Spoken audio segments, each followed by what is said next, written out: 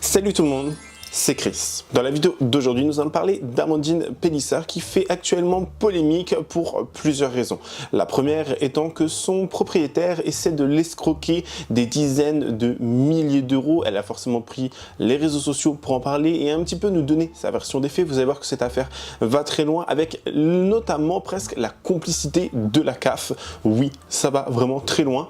Et par la suite, on va se rendre compte qu'elle essaie de déménager en Espagne, mais qu'elle a envie que ses abonnés lui donnent de l'argent via une cagnotte. On va essayer de débunker tout ça ensemble aujourd'hui, donc si vous êtes intéressés, continuez à regarder. Mais avant de commencer la vidéo, n'hésitez surtout pas à vous abonner et activer la cloche de notification pour être toujours au rendez-vous. Actualité, polémique, scandale, people, télé-réalité, storytime, ici on parle de tout. Et n'hésitez pas à faire un tour en barre d'infos si vous souhaitez davantage soutenir la chaîne. Merci beaucoup. Bon, alors ça va être une vidéo assez longue parce que Amandine Pélissard, on la connaît, hein, la petite Pélissard, Madame Pélissard, parle beaucoup. Son mec, il baragouine des mots, hein, on va pas se mentir au bout d'un moment, mais voilà, elle parle beaucoup, elle a fait énormément de TikTok sur ce qui s'est passé dernièrement entre son propriétaire, elle et sa famille, et ça va dans tous les sens. Il y a tellement de parties qui durent 9 minutes, 10 minutes, enfin vraiment il y a beaucoup d'extraits. Donc ce que j'ai pensé faire, c'était une vidéo en deux parties. La première, on va un petit peu se centrer sur ce qui se passe avec son propriétaire qui essaie de l'escroquer, hein, qui essaie d'escroquer vraiment beaucoup, mais alors vraiment beaucoup d'argent. Et la deuxième partie qui sera publiée demain, on reviendra un petit peu plus sur tout ce qui se passe avec son déménagement en Espagne, la cagnotte et le fait qu'elle demande et qu'elle réclame de l'argent à sa communauté.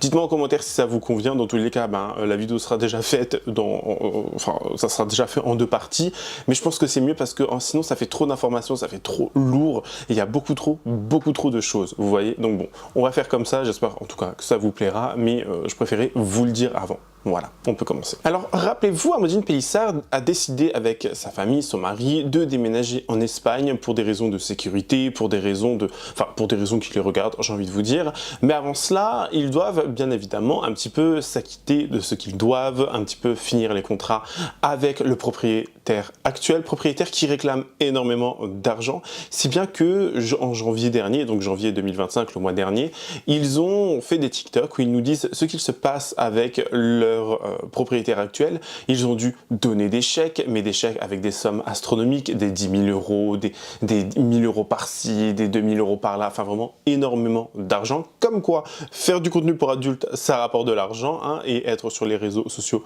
aussi. Et donc ils vont donner beaucoup d'argent, ils vont aider parce que la maison, rappelez-vous, cette grande maison dans le sud avec piscine, une maison vraiment très grande, très spacieuse, hein, ça n'était pas à eux. Beaucoup de personnes pensaient qu'ils étaient propriétaires. D'ailleurs, je pensais même moi aussi qu'ils étaient propriétaires, alors que non. Non, ils sont pas propriétaires, ils sont juste là en tant que locataires. Donc c'est parti dans tous les sens, si bien que vous allez voir, il va y avoir des dépôts de plaintes, et même la CAF va être limite, si vous voulez, à la limite de la collaboration et de l'usurpation d'identité de cette famille. C'est quand même extrêmement grave. Je laisse dans un premier temps regarder les explications d'Amandine Pélissard vis-à-vis de ce qu'il se passe avec ce fameux propriétaire. Regardez bien. Coucou, donc ce soir on fait une vidéo TikTok, hein, ce qui n'est pas habituel, mais là on a décidé de la faire en premier sur TikTok. Elle sera repartagée en story Instagram parce que il se passe quelque chose encore d'anormal. Donc vous allez dire que oui, on les accumule. Clairement, on les accumule. Hein, voilà. Moi je vous cache pas que là je suis dans un état de nerfs, j'en ai plein le cul. Clairement, j'en ai ras-le-bol. Vous, c'est pas sans savoir qu'on rencontre des problèmes avec notre propriétaire actuel, et ce depuis 2023. Ça a commencé en fait peu de temps après l'emménagement. On a emménagé en juin 2023. Alors, ce qu'on va faire, c'est qu'on va récapituler brièvement un peu tout ce qui s'est passé dans la chronologie, sans rentrer dans des détails profonds comme on l'a fait plusieurs fois en live avec vous ou au travers de Story Insta. Parce qu'en fait, pour que les personnes qui n'ont pas suivi ce qui s'est passé avec ce monsieur puissent comprendre pourquoi on en est là. On a emménagé dans cette maison en juin 2023. Ouais. Le 15, 16, je sais plus. Le 15, je crois. Enfin, mi-juin, quoi, voilà. Cette maison, on l'avait visitée en février 2023, donc c'est-à-dire que c'était un chantier. C'était du béton et de la poussière. Il n'y avait rien. Il n'y avait rien. Il y avait rien. Donc, il fallait se projeter. Donc, quand on l'a visité, le propriétaire nous avait fait part des plans. des projections. Donc voilà, fallait s'imaginer le produit fini. Et en fait, quand on l'a visité en février, on a décidé tous les deux de la réserver. Pour la réserver, on a dû verser de l'argent. Et ce monsieur nous a demandé de verser 1 an de loyer d'avance. Et donc, déjà, 10 000 € ont été encaissés dès lors qu'on a réservé la maison en février. Pour nous la garantir en fait à la livraison. La livraison est donc étant prévue en juin. Donc après, les travaux se poursuivent, sauf que, qu'est-ce qui se passe, hein? Qu'est-ce qu'il nous a fait comme délire, ce gentil propriétaire, pendant les travaux? Il s'est passé que... il nous a demandé d'investir dans plusieurs choses dans la maison, parce qu'il n'avait pas les fonds. Voilà. Et on l'a fait comme des cons. Parce qu'on avait déjà un peu l'accord de coup, parce qu'on avait versé donc 1 an de loyer d'avance en chèque. Déjà, on a mis 10K. Et on avait déjà versé 10K qui avaient été encaissés. Donc, il s'avérait qu'en fait, au fur et à mesure des travaux, il n'avait pas les fonds pour payer certains travaux. Notamment, il y a eu quoi? Il y a eu le... Comment ça s'appelle? La baie vitrée. Voilà, la baie vitrée et la menuiserie du dressing, la cuisine équipée. Alors que quand on avait visité, rappelle-toi, tu te souviens, quand on avait visité, ils nous avaient quand même garanti une cuisine équipée avec des éléments hauts et des éléments en bas. Et après, il disait, écoutez, moi j'ai que le bas, mais il n'y a pas le haut. Alors si vous voulez mettre le haut, il faut investir 1400 €. 1400 balles, dans la cuisine équipée. Une cuisine équipée Ikea, bas de gamme, vraiment très très bas de gamme. Et en fait, Ikea, quoi. Oui, mais bon, après Ikea, t'as plusieurs entrées. T'as une entrée de gamme, t'as un milieu de gamme, t'as un haut de gamme. C'est du bas de gamme, en tous les cas. Néanmoins, lui nous avait fait... en fait, quand on avait visité, il nous avait donc dit qu'il y aurait des éléments de cuisine bas et haut, avec colonne, micro-ondes, tout ça. Sauf qu'en fait, au moment de payer la cuisine en question, il n'était plus en mesure d'avoir les fonds de le faire. Donc, il a fallu qu'on paye, nous, les éléments en hauteur et la colonne micro-ondes, etc. Encore une fois, une maison en location. On a dû payer la baie vitrée et la menuiserie du dressing, qui normalement, initialement, était un garage. Et en fait, il a décidé de faire de ce garage une buanderie. Donc carrelé, tout ça. Et donc avec, au lieu d'une porte de garage, une menuiserie et une baie vitrée. Ça nous a coûté 3 600 €. Voilà, on a payé. Et quand on est arrivé dans le logement, la piscine n'avait aucune sécurité. Donc ce qui est interdit. Et nous, on était très inquiets parce qu'il y avait qui ne savait pas nager quand on est arrivé? Parce que maintenant, ils savent quasiment tous nager. Il y avait tous, hein. Il y avait aussi Alina et... Alina, Léna, Luna savait nager aussi. Sauf les petits. Voilà, à partir d'Adam, personne ne savait nager. Et dans tous les cas, c'était interdit en tant que propriétaire. Bref, dans une maison, il faut qu'il y ait une bâche, il faut qu'il y ait les normes de sécurité. Voilà, qu'il y ait une bâche sécuritaire, une bâche à barre, ou voilà. Et lui nous dit, oui, j'ai une alarme, mais je ne l'ai pas mise, je peux vous la ramener. Bah oui, ramène-la, sauf qu'il ne nous l'a jamais ramenée. Et qu'il dit, oui, non mais... Non, le pire pour la bâche, il a dit, ouais, je vous la commande. Il l'a commandé, mais il nous a dit il faut payer 1300.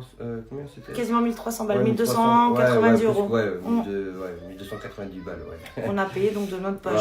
Voilà. Et quand même, il a dit je l'ai commandé, mais il faut payer ça. Je vais la commander, mais il faut payer ça. Voilà. Alors que, donc, encore une fois, c'est interdit. Et vous savez qu'il est même allé jusqu'à, en fait, jusqu'au ménage, en fait, du logement. Quand on a emménagé, imaginez-vous. Une femme de ménage. Donc, il avait une femme de ménage qui l'appelait souvent qui pour nettoyait une femme chantier. Après le chantier, Voilà. Et il nous dit donc, je peux la faire revenir. Parce qu'il nous dit qu'en fait, ça s'est très mal passé avec les déménageurs. Parce que je vous explique, quand on est parti d'Alès, les déménageurs sont partis avant nous. Parce qu'en fait, on avait acheté beaucoup de meubles neufs, qu'on avait fait livrer ici, qu'on a fait monter donc ici directement par les déménageurs. Sauf que le propriétaire donc intervenait quand même régulièrement parce qu'on était vraiment sur la toute fin de chantier juste avant d'emménager. Donc il y avait le remplissage de la piscine, il y avait des trucs de nettoyage d'or. Pareil, parenthèse, aparté, j'ai oublié ça. Hein, franchement, rappelle-toi. La cuisine extérieure, j'ai encore les mails. Ah oui. La cuisine d'été, il a voulu nous faire payer la cuisine d'été. Là, tu l'avais dit stop, là. Voilà. Alors que bon. C'est pas notre maison, on va pas investir. J'ai pété les plombs. Là, en fait, il dit oui, j'ai fait mettre une cuisine d'été avec du travertin. Donc, c'est, vous savez, un carrelage un petit peu qualitatif. Enfin, bref. Il dit moi, je prends en charge la plomberie, l'électricité, les prises télé. Alors, le prise télé, sachant qu'il n'y a aucune prise télé qui fonctionne dans la maison. Hein. Tout passe par la box. Aucune prise télé n'est fonctionnelle. Hein. Parenthèse. Et il me dit, oui, mais par contre, il faudrait m'aider, machin. Là, en fait, j'avais câblé, j'ai dit, attendez, par contre, non, ça va pas du tout, monsieur Bidule. On va l'appeler Monsieur Bidule, hein, pour pas donner son nom. Parce que vous nous faites payer ci, vous nous faites payer ça, et encore ça, et encore ça, et on verse, on verse des loyers d'avance, et on paye les travaux de la maison. À un moment donné, stop. Même si les travaux étaient convenus qu'ils soient déduits des loyers à venir, en plus des loyers qu'on a déjà payés d'avance, ça devenait problématique. Donc en plus, nous, la cuisine d'été, on l'a bien aménagée, parce qu'on avait prévu l'électroménager, tout ça. On a fait une cuisine carrément complète avec plancha, frigo, four extérieur, micro-ondes. On l'a aménagé correctement, mais ils voulaient encore plus nous faire payer l'aménagement de base qui est fondé dans l'aménagement de la maison. Voilà, on lui a donné ça, après ça, voilà, lui, il a voulu tout, lui, là. Mais vous allez comprendre pourquoi. Vous allez comprendre l'énergumène, hein, le profil de l'énergumène, et vous allez comprendre où on veut en venir.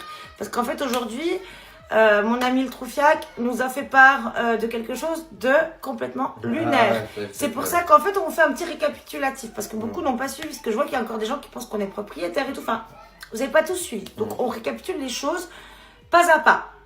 Donc, on en est là. Donc, on en est, voilà, avoir eu pas le choix que d'avancer tous ces travaux, finalement. Parce qu'on avait déjà investi de l'argent dans cette maison. C'est un très bon parleur. Oui, très sympathique, très avenant. Très bon parleur, il il fait le sympa. Bah, surtout que toi, t'as copiné avec lui, hein, clairement. Enfin, copiné je m'entends. Mais il venait tout le temps chez nous. Tous les jours, il était chez nous. C'était le premier été. Ah oui, hein. Franchement, moi, je toi qui ne buvais pas de bière, tu t'es mis à boire de la bière avec lui. Clairement, Chapi ne buvait même pas de bière. Franchement, je l'aimais bien. Voilà, et on l'a même emmené au village. Il nous a demandé de l'emmener au village au Cap d'Agde avec sa femme. Donc, il nous a quand même demandé de l'emmener au village naturiste, parce que vous savez compris quand est le village naturiste, il nous a demandé de l'emmener, on a accepté de l'emmener, on les a invités à dîner là-bas et tout. Enfin, bref. Passons. Donc, on emménage. On arrive au 15 juin, on emménage. Donc, je vous cache pas qu'on est vraiment un peu dépité. Voilà, on a payé beaucoup de frais.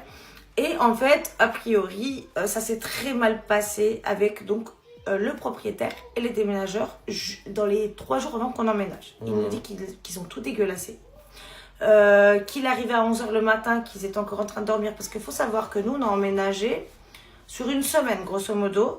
Parce que, comme je vous dis, on a fait livrer beaucoup de meubles ici avant notre emménagement. Et les déménageurs avaient déjà fait un voyage. Et il était question qu'ils dorment 2 jours ou 3 jours ici. Et qu'ils fassent le montage des meubles avant qu'on arrive avec les enfants et tout. Et donc le reste de nos affaires qu'ils allaient transporter avec leur camion. Sauf que le propriétaire, donc lui, n'avait pas fini quelques travaux. Il y avait le plombier qui devait intervenir et tout. Et le plombier est intervenu un matin à 11h et s'est fait insulter par les déménageurs parce qu'a priori, ils dormaient encore. Les déménageurs dormaient encore et l'ont insulté. Et donc le propriétaire nous avait appelé. Parce qu'il nous avait dit le propriétaire. Voilà, le propriétaire nous avait appelé un petit peu en panique en disant oui, il y a un problème, les déménageurs sont odieux avec mon artisan qui doit intervenir pour c'était le cumulus, je sais plus. Enfin bref. En tous les cas, ça se passait très mal. Donc il nous dit que c'était dégueulasse et qu'il fallait faire intervenir une nouvelle fois les femmes de ménage auxquelles il avait fait appel. Donc on dit d'accord, partie 2. On va faire une partie 2. Donc, partie 2. Donc, il nous dit que lui, il peut faire appel donc, à la femme de ménage à qui il fait appel d'habitude pour ses fins de chantier, tout ça, machin, pour nettoyer derrière les déménageurs qui ont été, a priori, foncièrement sales, d'après ses propos. On dit d'accord, on lui demande combien ça coûte.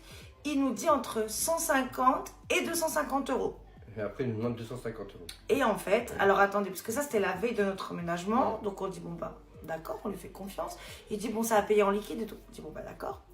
On arrive le lendemain, donc nous, on arrive en train sur notre logement. On prend le train. On a payé 2 fois 250 euros. On a payé avant qu'ils arrivent avec le camion, 250 euros. Et on avait payé 250 euros. En cash quand on est arrivé. Voilà, 2 fois 250 euros. Ouais. Et donc on arrive, on arrive en train, on prend le train, donc on était à l'Est à l'époque. Hein, on prend le train donc jusqu'à Montpellier. À Montpellier, on prend un taxi ici à la maison. Sachant que les déménageurs dans la foule avaient fait un dernier trajet avec le reste de nos affaires de à ici. On arrive là, le propriétaire est sur place parce que donc il nous avait, parce qu'encore une fois on était en très bon terme avec lui à ce moment-là. Il nous avait garanti, donc il supervisait un petit peu tout ce qui se passait, machin, jusqu'à notre arrivée. On arrive, donc on lui demande à signer le bail de location. Il nous dit qu'il ne l'a pas, parce qu'on arrive entre midi et 2. Il nous dit non, je ne l'ai pas, je repasserai tout à l'heure avec. Il nous demande par contre l'argent pour les femmes de ménage, il nous dit il y en a pour 250 euros. là, à payer en cash. Donc on lui donne 250 € en cash. Et il part, il dit je repasse tout à l'heure avec le bail. Nous sommes le 15 juin. Retenez bien les dates. Hein. Puis le temps passe, donc les déménageurs terminent de monter les derniers meubles. Bon, il y a quelques problématiques, bref, c'est pas le sujet, on n'est pas là pour ça. Ensuite, ils partent, machin, truc. Donc, on s'affaire à finir de ranger, vider les cartons, nanani, nanana. On en a quand même pour plusieurs jours de taf. Et en fait, nous, on avait une femme de ménage à Alès qui était OK pour venir faire nous dépanner ici, mais comme c'est assez loin d'Alès, voilà, elle pouvait pas venir de façon régulière. Et dans les premiers jours, moi, j'étais enceinte en plus, avec une grossesse à risque. Donc, on avait besoin d'une aide annexe. Donc, il nous propose les services de cette fameuse femme de ménage qui est venue pendant que nous étions en plein emménagement, à savoir que nous n'étions pas encore dans la maison, la fameuse femme de ménage pour qui on a versé 2 fois 250 €. Vous avez compris? Et donc, on lui demande quels sont ses tarifs. Et quand elle nous dit ses tarifs, on est un peu stupéfait, parce que ça ne correspond pas du tout à ce qu'on a payé. Et on lui demande, parce que du coup, on la book, elle vient, donc en fait, c'est le proprio qui nous a donné son numéro. Mais il n'a pas pensé qu'on allait avoir la présence d'esprit de lui demander ce qu'il lui avait demandé en tarif. Ce qu'elle lui avait demandé en tarif. Et on apprend qu'en fait, elle lui a demandé 50 € par intervention. Donc 50 € pour le nettoyage de fin de chantier qu'on avait payé avant d'emménager et 50 € pour le renettoyage qu'elle a été faire. En donc, fait, pour elle, il l'a payé 100 € et lui, nous, on a payé 500 €. Lui, il s'est mis 400 balles dans la poche. Non, Déjà 500. là. 400. On a payé 500. Oui, 500. Oui, voilà, lui, il a payé 100. Oui, effectivement. Voilà, ça fait 400 balles de bénéfice pour lui, effectivement. Parce que nous, on a payé 500 balles. Donc bon, comme on est en bon terme avec lui, on est d'emménager tout ça, Alex il me dit bon, parce que moi je lui dis attends, je suis quand même lui, il me dit non vas-y fais pas de zèle, en plus la nana en plus c'était une fille, voilà c'était une maman et tout, enfin voilà, on voulait pas faire d'histoire, donc on a fermé notre gueule, on a dit bon tant pis vas-y, next, pas grave. Déjà là on se dit bon, on voit comme il est le coco. Quoi. Voilà, et sachez qu'en fait donc on emménage, donc il était censé revenir l'après-midi avec le bail, le mec, évidemment il revient pas avec le bail. Par contre il vient le lendemain avec un pack de C64. Pourquoi? On ne sait pas. Et le gars, sur la vie de mes gosses, franchement, il n'était pas chez nous tous les jours. Ouais, souvent. Il y a même un soir, sa femme, elle est venue en pétant un plomb parce qu'ils avaient rendez-vous au restaurant avec des amis. Ils devaient sortir avec des amis. Le gars, il était chez nous, là, sur la cuisine d'été, dehors, à boire des binges. Voilà, il arrivait avec son pack de 16, il buvait des binges. Et en fait, elle le cherchait partout. Elle croyait qu'il avait eu un accident même. Elle était en PLS. En fait, il est souvent avec nous, mais en fait, je pense que dans ses petits yeux, il voyait des dollars ou des euros, je sais pas quoi. Il a dû croire le Pélissard, c'est millionnaire, croire, je sais pas quoi, mais bon. Voilà. C'est comme ça, tu vois. Et le truc, c'est que bon, le temps passe, puis souvent je lui dis, Taïeb, s'il te plaît, ramène-moi le putain de bail, parce que je n'ai toujours pas le bail, et moi j'ai les enfants inscrits à l'école. À l'école, voilà. Pour l'assurance, pour juste le compteur d'électricité, il me faut ce putain de bail. Puis à chaque fois il trouve une excuse, ouais j'ai oublié, ouais si, ouais ça, ouais machin. Le temps passe. Il oublie beaucoup. Après, il part en vacances à Ibiza. Il revient, il nous demande de l'emmener au village naturiste avec sa femme. Donc, on les a traînés un soir au village naturiste, on les a invités au resto, enfin bref. Et il nous ramène, enfin, parce qu'à un moment donné, je commence quand même à m'agacer. Je dis, écoutez, là, c'est plus possible. On a besoin du bail, on doit inscrire les enfants à l'école, on n'a pas de justificatif de domicile. Je n'arrive même pas à mettre le compteur d'électricité à mon nom puisque je n'ai pas le bail de location que tu étais censé nous amener le jour de l'emménagement. On arrive au 15 août, je n'ai rien. Ça va pas du tout. Même l'assurance pète un câble. Et quand on a fait assurer la maison, en fait, on l'a fait assurer par notre banque. Et notre banquier nous a dit, mais il ne faut jamais payer des loyers d'avance, c'est interdit. Nous, on ne savait pas. On avait déjà payé 2. On avait déjà payé 10K et 10K plutôt. Voilà, on avait payé 20 000. En fait, on a fait 3 chèques de 10 000, il en avait déjà encaissé, il avait déjà encaissé 20 000 €. Donc, on lui expliquait qu'en fait, le dernier chèque de 10 000 €, il ne pouvait pas l'encaisser, qui fait qu'il nous le restitue. Parce qu'en fait, c'est interdit et on ne le savait pas. Puis lui, il a fait celui qui était aussi pas au courant. Donc, il a dit, ok, bien sûr, je vous le ramène, tout ça. Et donc, le bail de location, il nous l'amène enfin entre le 15 et le 20 août. C'était franchement vraiment en deadline. Parce que je pétais les plombs. Je dis, attends, en fait, moi, j'en ai besoin. Là, j'en ai besoin pour les papiers d'inscription, j'en ai besoin pour tout, quoi. L'électricité, l'eau, l'assurance, tout. Il me faut mon putain de bail, quoi. 2 mois qu'on te le demande, ça va pas du tout. Il nous le ramène. Et il arrive comme d'hab, ouais ça va Alex, moi, bidule le truc, machin, avec mon pote de 16, là, comme d'hab, là. Et en fait, je commence à lire et c'est vrai que pendant que je lisais, il essayait de détourner l'attention. Il me posait des questions, machin. Enfin, vous voyez qu'il voulait qu'on soit déconcentré. Sauf qu'en fait, je lis. Je signe pas un truc sans le lire. Je lis. Et en fait, je constate quoi? Qu'il nous fait un bail pour une location d'un logement meublé. Oui, oui, vous entendez bien, un logement meublé. Alors qu'on est sur un logement complètement vide, avec tous nos effets personnels. Il a poussé le vice jusqu'à faire une liste fictive de meubles inexistants. De meubles, lits, tables, machin, enfin, électroménager, enfin, n'importe quoi. N'importe quoi. Et en plus, tout ça, on l'a fait, comment dire, analyser par un cabinet d'avocats spécialisés en droit du logement, ceux qui nous défendent d'ailleurs actuellement, parce qu'on a 2 procédures contre lui actuellement. Et en plus, il nous a dit, un logement meublé, normalement, le propriétaire doit tout fournir jusqu'aux fourchettes, aux couteaux et aux torchons, quoi, et aux draps de lit.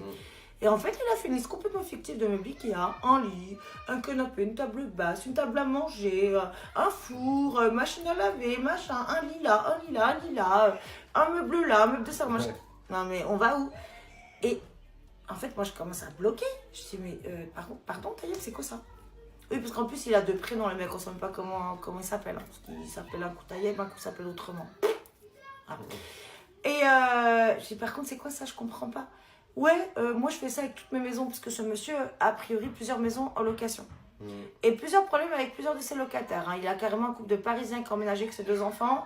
Les pauvres, au bout de 2 mois, ils sont barrés. La femme, elle est repartie à Paris, illico presto avec ses 2 gosses. Et le mec est en train de péter les plombs parce qu'il leur a fait des dingueries. Hein. Là, on essaie justement de faire un collectif. On aimerait connaître ses autres locataires hein, pour... Parce qu'il voilà, y a des problèmes avec tout le monde. Et même dans le lotissement où on habite, hein, parenthèse aussi, avec tous les autres propriétaires qui sont dans le lotissement, il faut savoir qu'il est en porte-à-faux avec tout le monde. Il a fait des dingueries à tout le monde. Les voisins d'à côté leur ont fait des dingueries. Ceux d'en face, il leur a fait des dingueries. D'ailleurs, ceux d'en face nous ont demandé son numéro, etc. Enfin, il n'y a rien qui va. Il n'y a rien qui va. Et donc, en fait, je lui dis, je ne comprends pas ce que tu fais là. Donc il me dit oui moi je fais ça sur toute ma maison machin. Je dis mais pourquoi? Quel est l'intérêt en fait? Je comprends pas. Que l'on aime ou que l'on n'aime pas la famille Pélissard, Amandine Pélissard, etc. Je trouve que là par contre le comportement, ce qu'il se passe vis-à-vis de cette famille, hein, de ces personnes, c'est extrêmement, mais vraiment extrêmement, comment dire, irrespectueux et dégueulasse. On parle de gens qui ont des enfants, une famille, des gens qui ne sont d'ailleurs pour la plupart, pas forcément aimés parce qu'ils ont fait du contenu X, que ça a été relayé parce qu'ils ont participé à une émission de télé-réalité avec des enfants, machin, enfin avec leurs enfants, etc. Donc ils ont déjà pas forcément aimé. Mais en plus de ça, ce propriétaire a été jusqu'à, si vous voulez, envoyer des DM à des gens. Envoyer des DM pour discréditer la famille Pélissard, pour donner leur adresse où ils vivent, pour donner plein d'informations sur eux. C'est tout bonnement dégueulasse. Alors après, il faut prendre ça avec des pincettes, bien évidemment. Est-ce que là, ce que l'on voit, c'est la réalité? Est-ce que c'est vrai hein? Parce qu'on ne sait forcément jamais quoi croire, surtout sur les réseaux sociaux. Hein? Tout est fait des fois pour faire le buzz.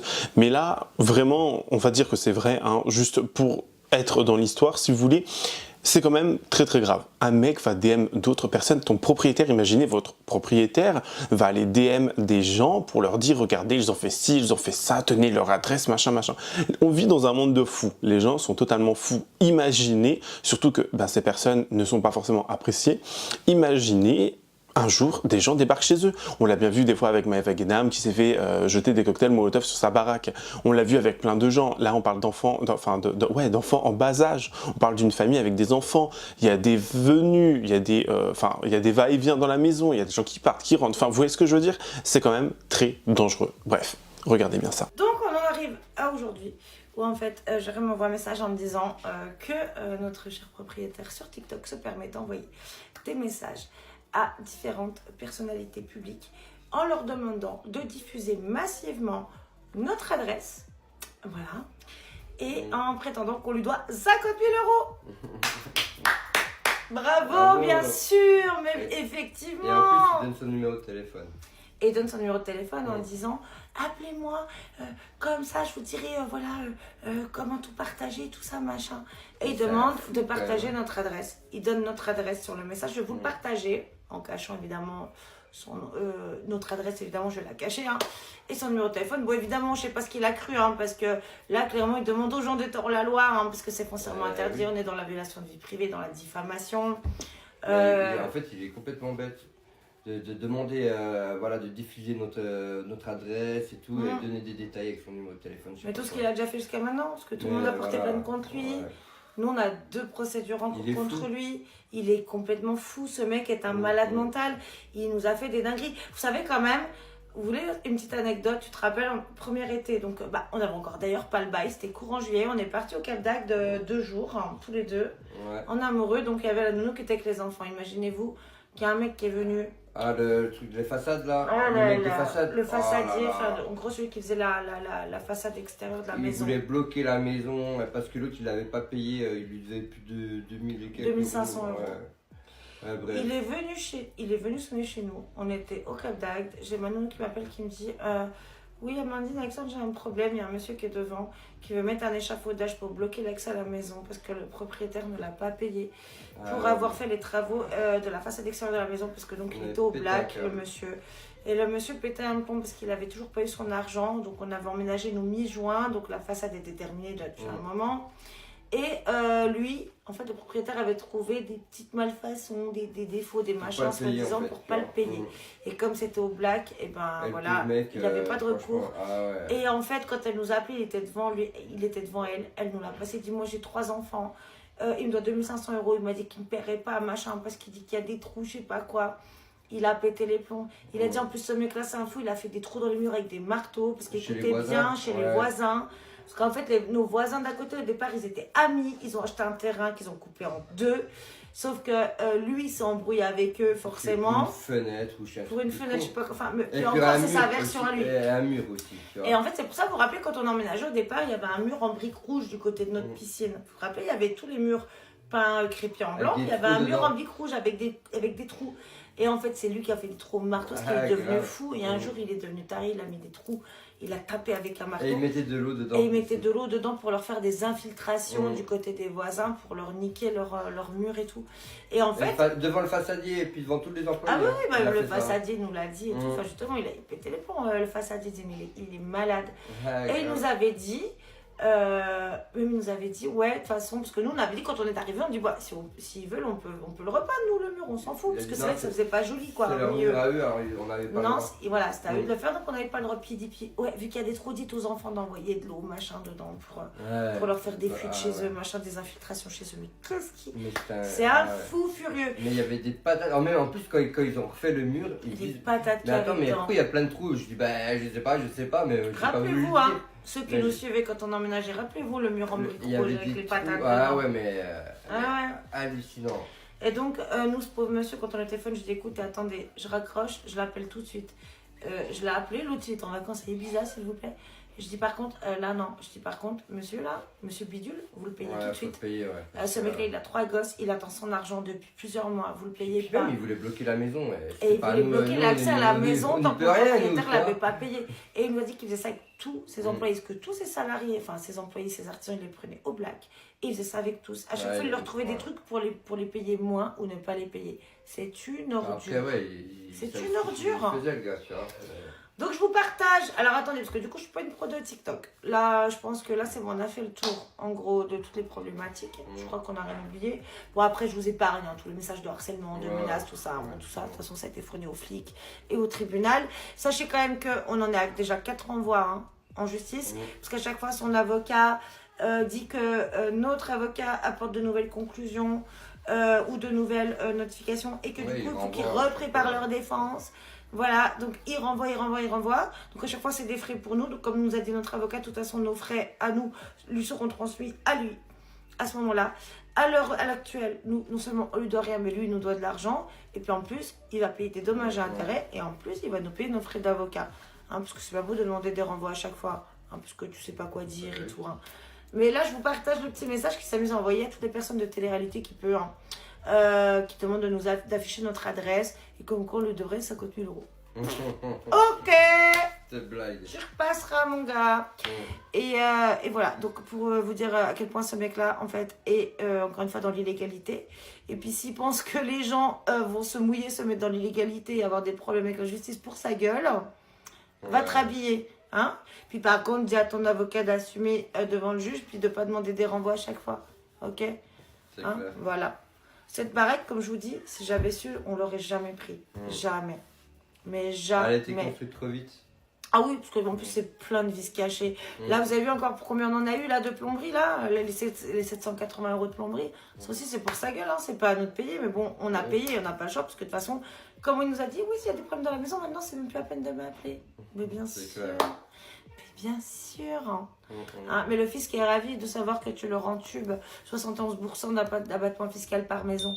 Hein. Ils sont prévenus. Hein. Rassure-toi, ils sont prévenus. Tout le monde est prévenu, tout le monde est au courant. La bise. Donc partie 3. Hein, on essaie de faire au plus bref possible, mais bon, comme c'est très complexe et très long, et dans la chronologie, ça nécessite hein, quand même de tout expliquer en détail.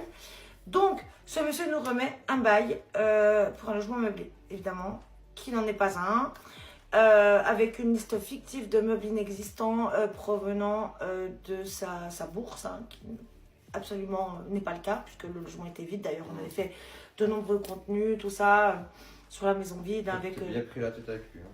Ah oui, bah ce jour-là, moi, je suis partie. Parce Mm. que je voulais pas signer ce bail. Je lui ai dit non. Par contre, en plus, on s'est retrouvé le bec dans l'eau, parce que ça faisait plus de 2 mois qu'on était dans la maison. Les enfants étaient inscrits à l'école, ils attendaient justement voilà, les documents nécessaires, l'assurance, tout. Enfin, on était pris complètement. On avait l'accord de coup. Ouais, En fait, on n'avait pas le choix que de signer ce putain de bail. Vraiment, on s'est pris la tête parce que je disais non, mais là, c'est bon, faut signer parce que. Moi, je suis partie. Lui, il a signé. Parce que moi, j'ai trouvé ça inadmissible. Je dis, mais pourquoi vous faites ça en fait? Je dis, je comprends pas. Et il me dit, mais parce que moi, j'ai plus de 50% d'abattement fiscal en faisant passer mes maisons pour des logements meublés alors que c'est des logements vides. Et il fait ça avec tous ses locataires. Et donc, tous ces locataires, en fait, sont en pétage de plomb. Tous se cassent, hein, encore une fois. Que je vous dis, il y a ce couple de Parisiens. Il y en a d'autres aussi. Et moi, j'ai pas voulu cautionner ça, je me suis pris la gueule avec lui. Et là, on a vu une autre face de ce monsieur, parce qu'encore une fois, on était en très bon terme avec lui auparavant. Et là, il a viré, il est devenu complètement quelqu'un d'autre. Il a des yeux noirs, il est devenu chelou. Je me suis barrée parce que j'ai l'ordre de question. Puis du coup, vu que c'est un logement meublé, vous me devez 5 000 € de caution. Je dis quoi? On vous a déjà filé 20 000 €. On a payé les travaux de la baraque. Puis là encore, tu veux 5 000 € de caution alors qu'on est sur un logement vide. Normalement, c'est 1 mois, c'est pas 2.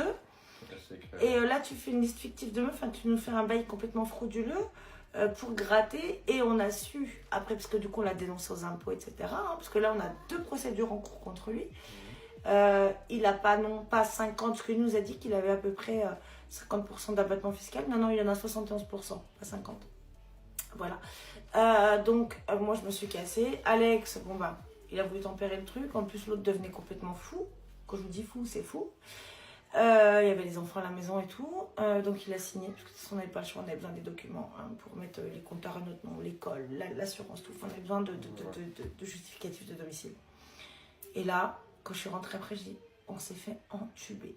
Là, on est dans la merde. Et effectivement, qu'est-ce que j'avais pas dit là? On s'est bien retrouvés dans la merde.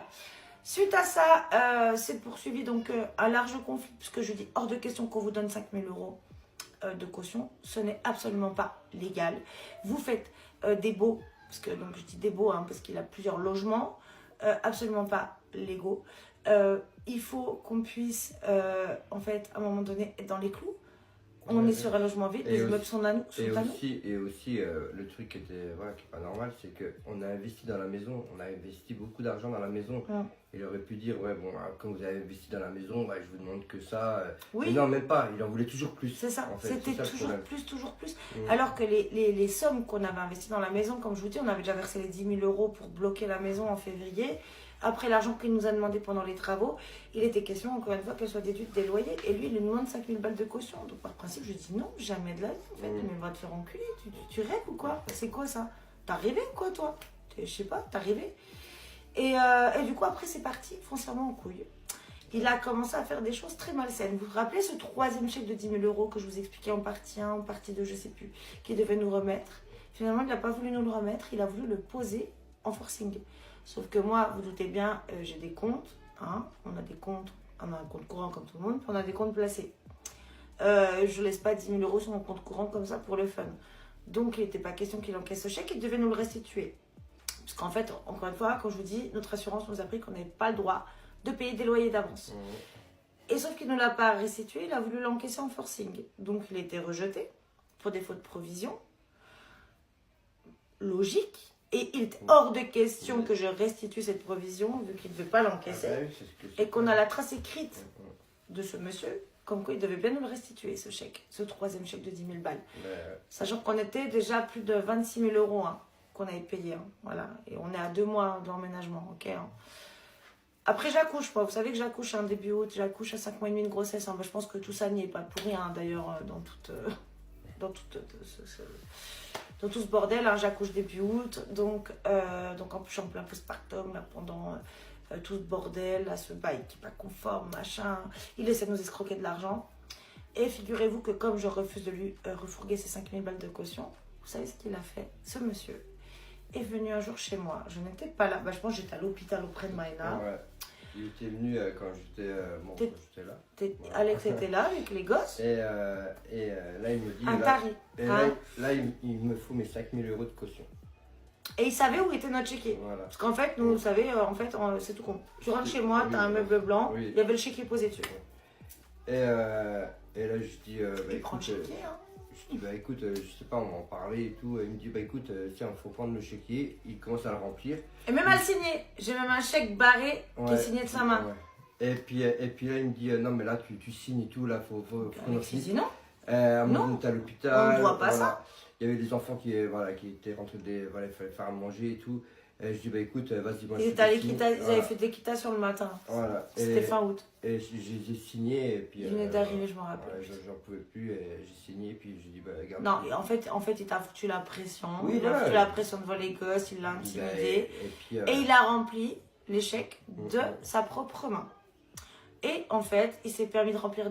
Il a pris mon chéquier à mon nom. Il les a remplis de sa propre main. Et il a contraint Alex à les signer. En le menaçant et en l'agressant devant nos enfants. Lui, il n'a pas voulu faire de zèle. Voilà, il y avait les petits machins. Donc, de toute façon, il n'avait pas le droit de signer mon chéquier puisque c'était mon compte personnel, c'est pas notre compte commun. Et suite à ça, ma banque, donc quand il m'a appelé, moi j'étais à l'hôpital, il m'appelle, il m'explique ça. Donc, je préviens mon banquier. Il me dit, écoutez, Madame Pélissard, on va faire authentifier la signature et l'écriture du chèque par rapport à, aux références qu'on a. Enfin, vous savez, les banques qui savent faire ça, hein. Et en fait, ils ont bien authentifié que l'écriture n'était pas la mienne et la signature n'était pas la mienne. Donc, la banque a rejeté les chèques.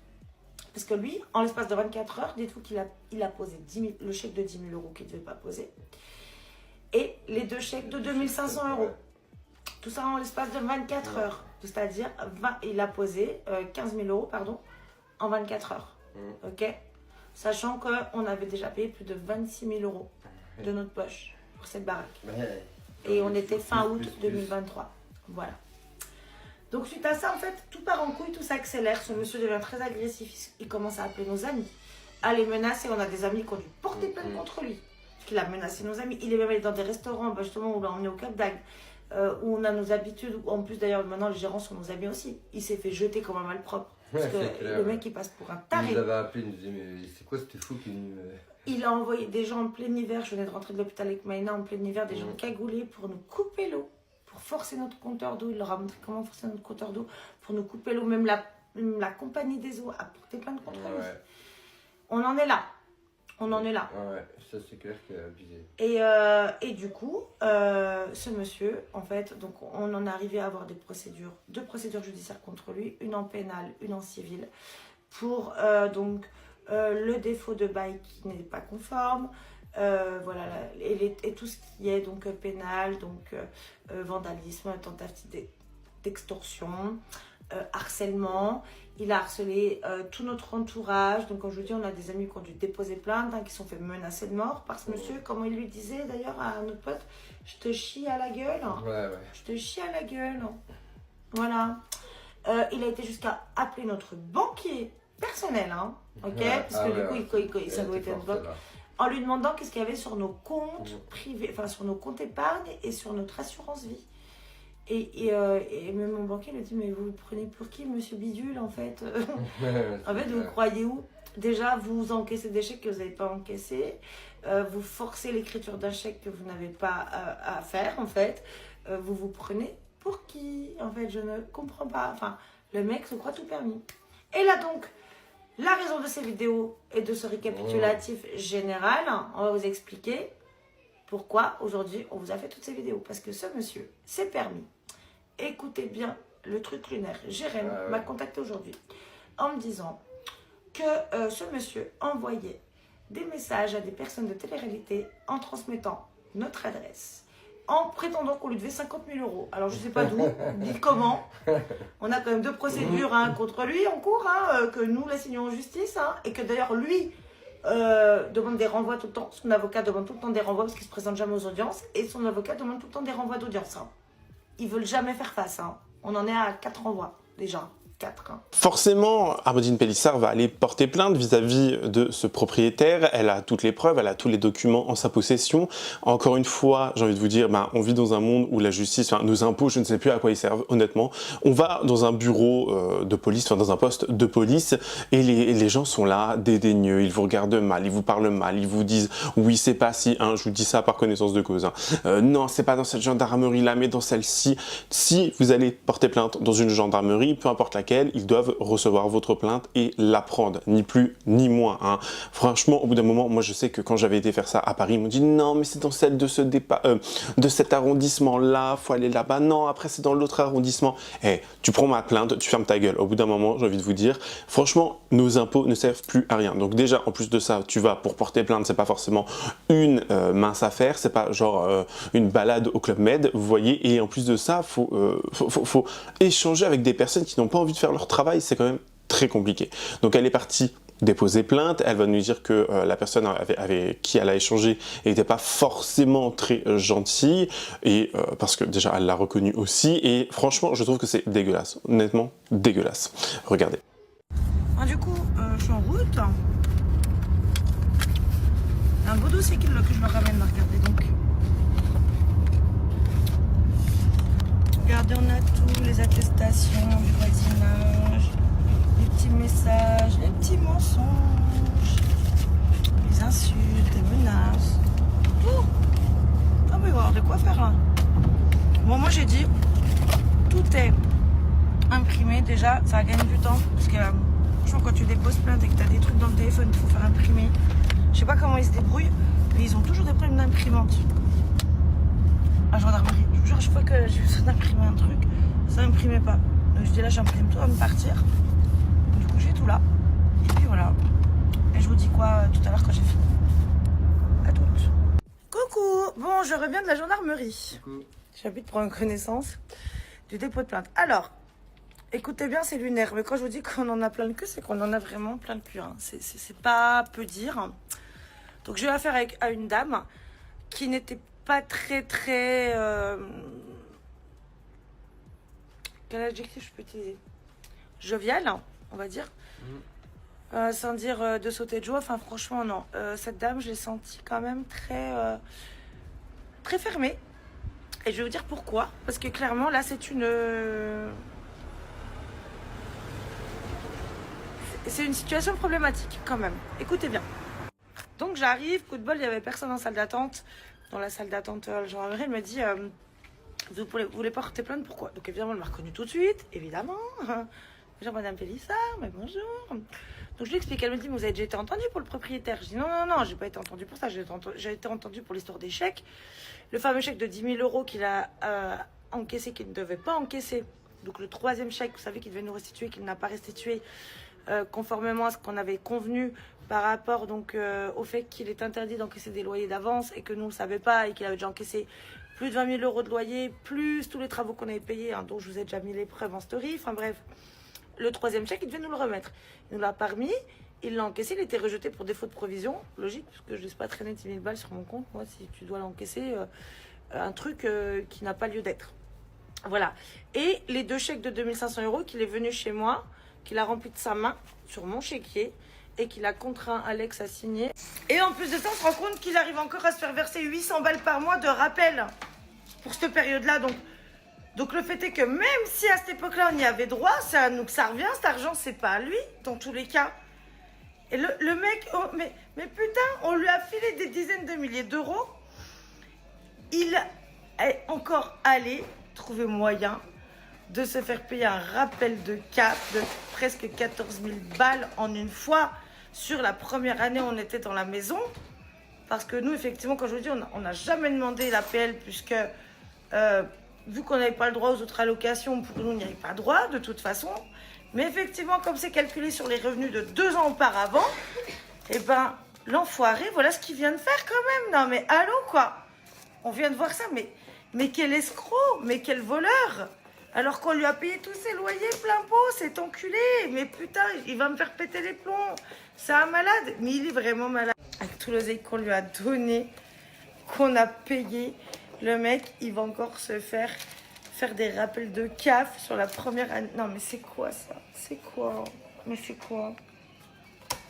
Il a réussi à se faire payer de la CAF, le gars, en demandant un rappel sur le début, parce que justement, on n'a jamais... Bah, la preuve, vous voyez, comme ça, comme quoi vous voyez bien qu'on ne demande pas d'appel, on ne demande rien. Et le mec, il arrive en plus encore à se faire verser 800 balles par mois, cet enfoiré. Hein? Parce que, rappelez-vous, comme je vous dis, c'est calculé sur les 2 ans avant, hein, en gros. Mais c'est quoi cet escroc? Mais je vais le balancer tout de suite à la CAF. Je vais balancer... Et là, je vous balance tout, là. Je vais vous balancer tous les virements que j'ai fait, tout l'argent que je vais verser à cet enfoiré, là. Ras-le-bol. Vous allez voir qu'est-ce qu'il gratte, là. En plus, il gratte la CAF. Le mec gratte l'État. Gratte la CAF.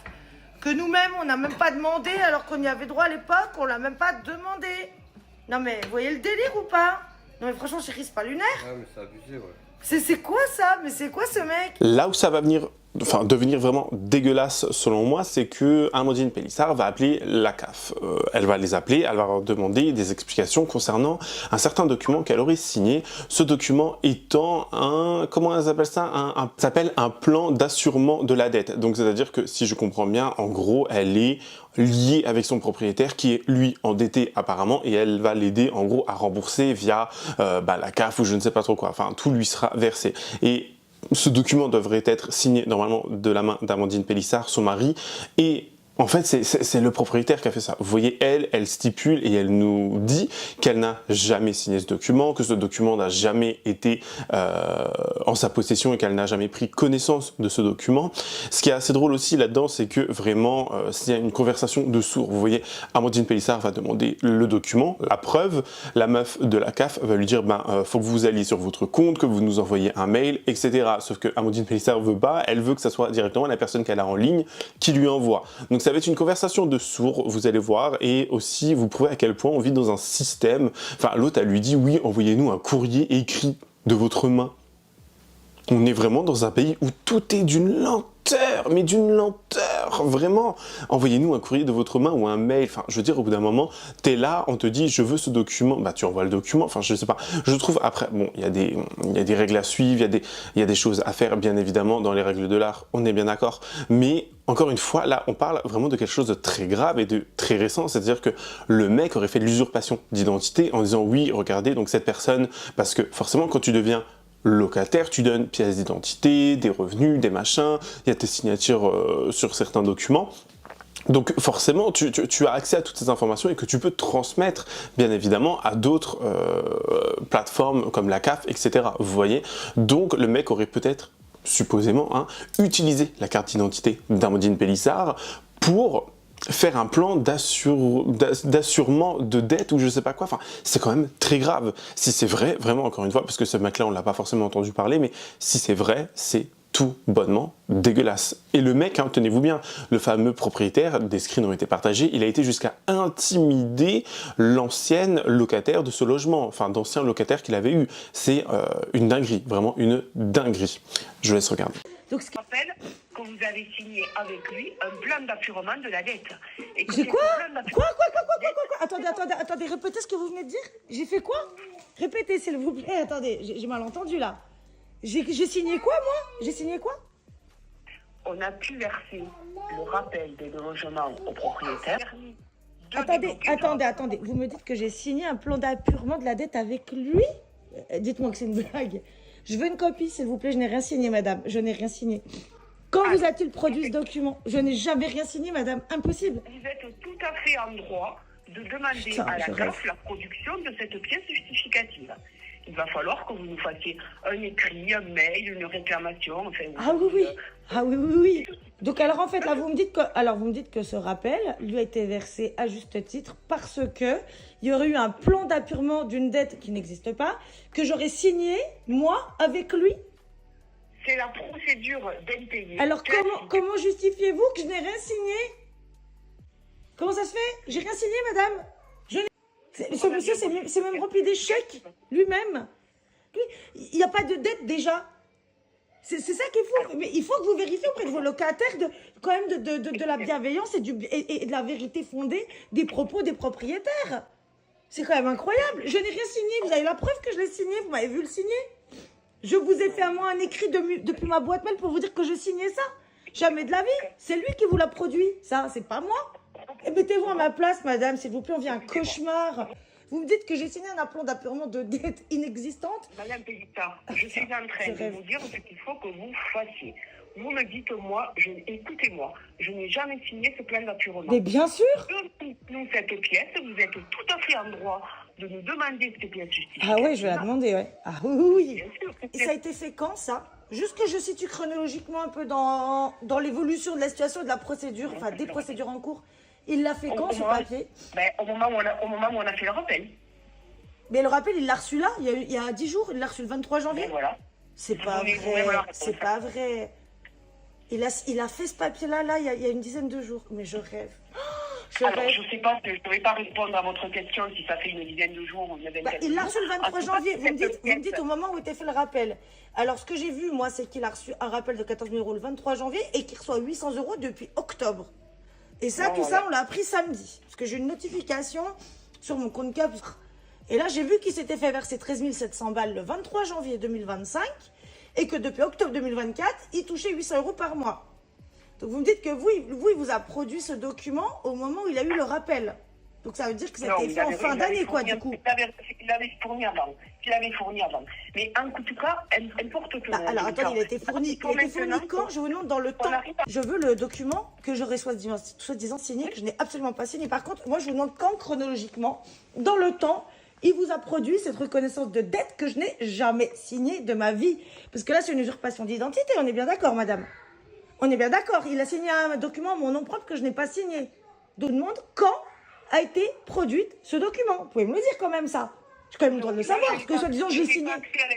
Écoutez-moi, je n'ai pas l'accès à l'information. Vous venez de me dire que ça a été fait quand il a eu le rappel. Et là, vous me dites maintenant que vous ne savez pas. Non, je vous ai dit, on a fait le rappel le 23 janvier. C'est moi qui vous l'ai dit. Que la pièce avait été produite, mais pas forcément à cette période-là. Si, vous m'avez dit, vous l'avez dit, madame. Vous l'avez dit, que le document était fourni. Je vous assure que...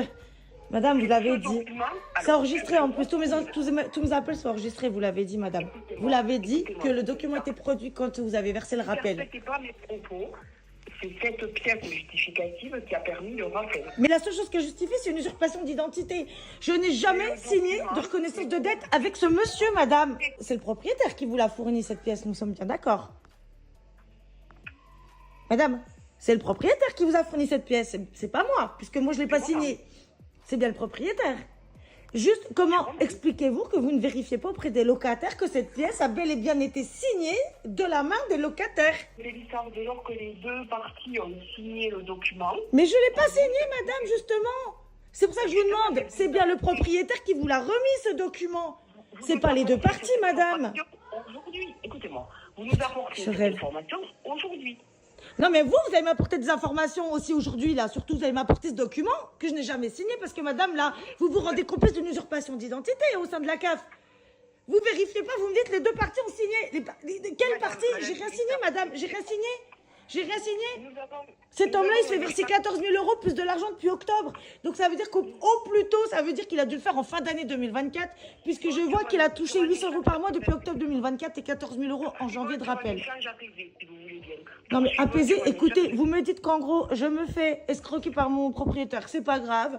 Vous prenez pour argent comptant des documents signés de qui on veut, mais en fait, vous ne vérifiez même pas que les gens ont signé. C'est pas grave. Je me fais escroquer, je vis un cauchemar, je me retrouve avec des frais d'avocat pas possible, avec un mec qui m'escroque, qui me pourrit la vie, qui m'harcèle, qui fait rentrer des gens chez moi, qui fait péter mes compteurs d'eau, qui me menace de mort tous les jours. C'est pas grave. Et c'est encore moins quand d'aller me justifier pour avoir la preuve d'un document que je n'ai jamais signé. Tenons à cette réglementation. Alors, juste expliquez-moi cette réglementation, qu'est-ce qu'elle stipule? Parce que ce document, déjà, c'est lui qui vous l'a produit, c'est pas moi. À aucun moment, j'ai signé ce document, à aucun moment je vous ai dit, voici la reconnaissance de dette que je signe avec Monsieur Kerchou, je suis en accord pour l'apurement de la dette, qui n'existe d'ailleurs pas. Ça n'existe pas, c'est passé. Alors, expliquez-moi comment ça se passe, une procédure réglementaire. Je ne vais pas m'engager à vous expliquer une procédure complexe. Pourquoi? de A à Z. Au vu des éléments que vous venez de me donner cet après-midi. Madame, je vous demande comment ça se passe, cette procédure, j'arrive pas à comprendre. Surtout là, je veux la demande de ce papier. Parce que là, moi, je m'en fous, les loyers, je sais que je les ai payés, madame. C'est déjà au tribunal, ça va être jugé. Donc, au pire des cas, même auprès de vous, c'est plutôt vous qui avez des trucs à me justifier. Parce que moi, je m'en fous. Même, je les ai même mis sur les réseaux sociaux pour vous dire les preuves de paiement. Les photos des relevés de compte, etc. Tout ça, c'est chez l'avocat. Et en plus, ça passe au tribunal. Moi, ce que j'attends, c'est de vous. C'est vous qui avez quelque chose à me prouver. Ce document. On reviendra vers vous dans un deuxième temps. Alors déjà, on va commencer par le fameux document, le fameux plan d'apurement que je n'ai jamais vu, jamais signé. D'accord. Voilà, donc par contre, vous avez bien dit, et ça sur preuve d'enregistrement, que le plan d'apurement a été fait au moment où il a eu le rappel d'argent. Ça a été dit, madame, de votre bouche. Après, vous me dites que vous ne savez pas. Après, vous me dites que c'est un document réglementaire, une procédure réglementaire. Donc, je me demande comment ça se passe, parce que je n'y connais rien, parce que du coup, moi, je n'ai jamais signé ce document-là. Moi, vous n'êtes même pas en mesure de m'expliquer comment ce document s'est retrouvé dans vos mains, soi-disant signé de la mienne. Lorsque vous aurez transmis les pièces justificatives. Non, mais alors, non, c'est vous qui avez une pièce justificative à me transmettre. Déjà, on va commencer par là. Elle allait me transmettre ce document en premier lieu. Donc là, je vais vous faire un mail. Vous allez me donner votre adresse mail pour que vous m'envoyiez ce document et sans tarder, dès aujourd'hui, s'il vous plaît. Donc, j'attendais. Je prends un stylo. Alors, madame Pénican, vous allez utiliser votre compte CAF pour transmettre un document. Hein, vous allez Non, vous n'avez pas compris. C'est vous qui allez me transmettre ce document. Non, enfin, en fait, vous ne comprenez pas ce que je vous dis. Vous comprenez pas. Moi, je veux la preuve de ce document. Parce que là, si je vous envoie les preuves des virements, vous allez me dire que l'apurement est caduc. Non, mais madame, je suis pas débile. J'ai quand même quelques notions en droit. Parce que là, vous me demandez de moi vous transmettre les preuves que j'ai payé les loyers. Sauf que moi, je sais que je les ai payés. Puis encore une fois, les preuves, je les ai transmises à la terre entière. Donc, je m'en fous. Par contre, vous n'arrêtez pas de me dire que pour avoir le plan d'apurement, il faut que je vous transmette les justificatifs comme quoi j'ai payé. Sauf que quand je vais vous les transmettre, vous allez me répondre. Du coup, le plan d'apurement de la dette est caduc et je ne l'aurai pas. Et vous savez que vous êtes en tort parce que vous avez accepté un document qui a été usurpé, que je n'ai pas signé. Moi, je veux en premier lieu ce document. Je veux ce document que je n'ai jamais signé. Donc, vous allez me l'envoyer. Et aujourd'hui. Oui, vous allez aller sur transmettre un document.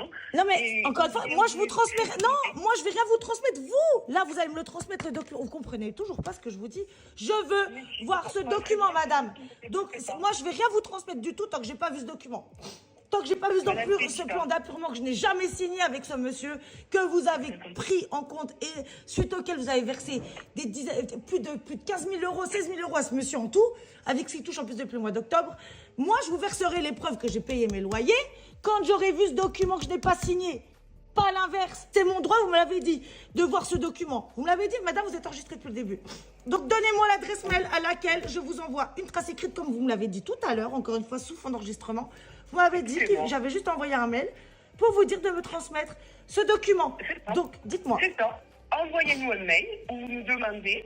À quelle adresse mail? Produise le plan d'apurement. D'accord. À quelle adresse mail, madame, s'il vous plaît? Mais non, vous allez sur votre compte CAF, effectivement, pour l'instant. Ah non, je veux voir ce papier avant. Bien sûr. Enfin, je suis pas complètement débile, quand même. Hein, je suis pas complètement neuneux. Vous avez l'habitude de nous écrire un mail. Vous allez nous écrire un mail en nous demandant, tout simplement... je veux votre nom, par contre, pour dire qu'après qu'on se soit entretenu. Parce que, donc là, aujourd'hui, vous me transmettez la copie du document. On est bien d'accord? Non, c'est vous qui allez nous demander par écrit, parce que ça aussi... Ah, c'est ce que... Oui, voilà. Là, moi, dès que je raccroche, je fais la demande. Non, mais faites pas exprès de pas comprendre non plus. Vous allez me la transférer aujourd'hui, du coup. Là, je vous fais le mail dès que je raccroche, là. Dès que je raccroche, je vous fais le mail. Donc, on est d'accord, vous allez me le transférer aujourd'hui. Et on donne suite, alors aujourd'hui, oui... Ah non, mais là, c'est un petit peu urgent, madame, parce qu'on parle d'usurpation d'identité, hein, quand même, hein. Cautionné par la caisse d'allocation familiale, visiblement. Quand même, de surcroît. Donc, je veux le document aujourd'hui, madame. Déjà, là, j'en apprends des vertes et des pas mûres, là. Donc, je crois que le minimum, c'est de me le transférer sans attendre et sans délai. On vous l'envoie dans les meilleurs délais. C'est quoi les meilleurs délais chez vous? C'est quoi les meilleurs délais? Sous 48 heures. J'ai un accès limité à votre dossier. Je vais transférer. Ah, pourquoi? Du coup, Pourquoi vous avez un accès On a limité à mon certains dossier? dossiers, on n'a pas toujours les accès, donc là je vais transférer mon appel directement à ma superviseure. D'accord, entendu. Merci beaucoup. Allez, je vous mets en attente et ma superviseure récupère l'appel. Entendu, D'accord. merci beaucoup. Merci. Pardon? Pardon? T'as entendu? Elle a un accès limité à notre dossier, quoi. Bonjour, vous m'entendez? Oui, bonjour madame. Oui, donc je vous appelle donc parce que j'ai contacté la semaine dernière vos services concernant un document, un plan d'appurement de dette qui aurait été signé de ma main ou de notre main, mon mari et moi, je ne sais pas, en accord avec notre propriétaire. Ce document, je ne l'ai jamais signé. J'avais demandé donc à le recevoir. Votre collègue m'avait dit donc qu'elle m'envoyait donc l'exemplaire de ce document par mail, enfin sur ma boîte sécurisée CAF. Sauf que elle m'a dit que je l'aurais sous 48 heures. Et aujourd'hui, on est lundi, je ne l'ai toujours pas. J'aurais voulu savoir quand j'allais le recevoir, s'il vous plaît. Alors, le problème, c'est que j'ai pas accès à votre dossier. Vous n'êtes pas c'est pas vous la superviseure de la dame que j'ai eue juste avant? Si, mais tout le monde n'a pas accès au dossier. Donc, moi, je n'aurai pas accès non plus au dossier. Mais alors, personne. Il faudrait que vous me donniez votre numéro locataire et que je vois avec ceux qui ont accès à votre dossier pour voir si ça a été envoyé ou pas. Vous pouvez me rappeler parce que c'est assez fou parce que personne n'a accès à mon dossier, c'est incroyable. Donnez-moi votre numéro locataire. Je ne connais pas de tête mon numéro de locataire, madame. Je vous donne toutes les informations que vous voulez, mais ça, je ne le connais pas de tête. Votre date de naissance, si vous dites. Ma date de naissance? Oui. Pourtant, la semaine dernière, quand j'ai appelé... Juste, excusez-moi, j'ai une question. Quand j'ai appelé mercredi dernier, votre collègue, elle avait complètement accès à mon dossier. Hein. C'était une interlocutrice lambda. Depuis, il n'y a plus d'accès à votre dossier, donc je ne pourrais pas vous renseigner. Donc, c'est un document qu'on devait vous envoyer sous 48 heures et qui ne vous a pas été envoyé, c'est ça? Tout à fait, oui. Ok. Du coup, donnez-moi votre numéro de téléphone, s'il vous plaît, comme ça je me renseigne auprès de la personne et je vois avec elle pour qu'elle vous rappelle ou vous renvoie le document. D'accord. Alors, le 06 de 82. Ok, mais je fais le nécessaire. Si jamais on doit vous rappeler, donc c'est sous 48 heures, vous avez un horaire particulier préféré ou pas? Non, mais en fait, c'est pas à me rappeler. Moi, je veux ce document parce que je vous ai déjà eu au téléphone deux fois la semaine dernière. C'est pas accès à votre dossier, donc je ne sais pas le document. Donc, j'anticipe, si jamais il y a quelque chose qui nécessite un appel, est-ce que sous 48 heures, à n'importe quelle heure, on peut vous contacter? Oui, il n'y a pas de souci, oui. Okay. Simplement, pourquoi je n'ai pas reçu le document vu que je devais le recevoir sous 48 heures? Ok, là je me renseigne, je vois avec la personne pour qu'elle vous le renvoie si c'est possible, sinon je lui demande qu'elle vous rappelle sous 48 heures. Bien sûr que c'est possible parce que votre collègue m'a dit que c'était mon droit d'avoir un document que j'ai soi-disant signé. Elle m'a dit que c'était dans mon droit. Moi, je n'ai pas accès à votre dossier, donc je peux juste faire ça. Donc je fais le nécessaire auprès de la personne qui s'occupe de votre dossier. D'accord, ouais, ok. Bonne journée. Au revoir. Au revoir. La caisse d'allocation familiale. Bon, c'était la fin de cette première partie, hein. C'était beaucoup d'informations, mais c'est très important aussi pour que vous compreniez demain de quoi on va parler et surtout pourquoi il y a eu toutes ces demandes de versement à gauche, à droite. Dites-moi en commentaire ce que vous en avez pensé, me donnez votre avis avec sincérité, courtoisie comme d'habitude. N'hésitez pas à vous abonner et activer la cloche de notification pour être toujours au rendez-vous. Lâchez votre meilleur pouce bleu et me rejoindre sur les différents réseaux sociaux. Tout se trouve en barre d'infos. Moi, je vous fais plein de gros bisous. Je vous dis à la prochaine. Prenez soin de vous. Bye guys.